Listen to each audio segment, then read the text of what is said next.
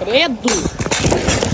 ជំរាបសួរទៅចូលហាងលក់សម្ភារៈមនុស្សចាស់ជាទីស្រឡាញ់បាទនៅខាងមុខខ្ញុំនេះគឺជាសម្រាប់រៀនដើរសម្រាប់អ៊ំពូមីងឬក៏ដូចជាលោកតាលោកយាយដែលគាត់កើតជំងឺ stroke ឬក៏ជំងឺលើសឈាមដែលគាត់ទើបតែជាពីជំងឺលើសឈាមក៏ដូចជា stroke គាត់ចង់រៀនដើរគាត់អាចជ្រើសរើសជាមួយនឹងឧបករណ៍សម្រាប់រៀនដើរនេះបានគឺងាយស្រួលខ្លាំងមែនទែនបាទរុញទៅឡើង smooth មែនទែនពុកម៉ែបងប្អូនអរគ្នាសំខាន់មានប្រាំងពីរបាទជាប់នឹងដៃទៀតហើយសម្រាប់ដែកនេះគឺជាដែកល្អអាចទ្រទម្ងន់បានរហូតដល់100គីឡូបងអ៊ំពូមីងក៏ដូចជាលោកតាលោកយាយដែលគាត់មានគីឡូធ្ងន់ក៏អាចប្រើប្រាស់ជាមួយនឹងឧបករណ៍នេះបានផងដែរបាទសម្រាប់ឧបករណ៍នេះផងដែរគឺភ្ជាប់ជាមួយនឹងកង់មក4គ្រាប់ដៃគឺស្អាតពណ៌ក៏ស្អាតដែរហើយជាមួយនឹងប្រកាន់ដៃដាក់ឲ្យប៉ុងមកដើម្បីកុំឲ្យគាត់ឈឺឆ្អឹងខ្នងដោយសារតែពេលគាត់ហត់គាត់ចង់សម្រាកបាទមួយបែរចេះគាត់អាច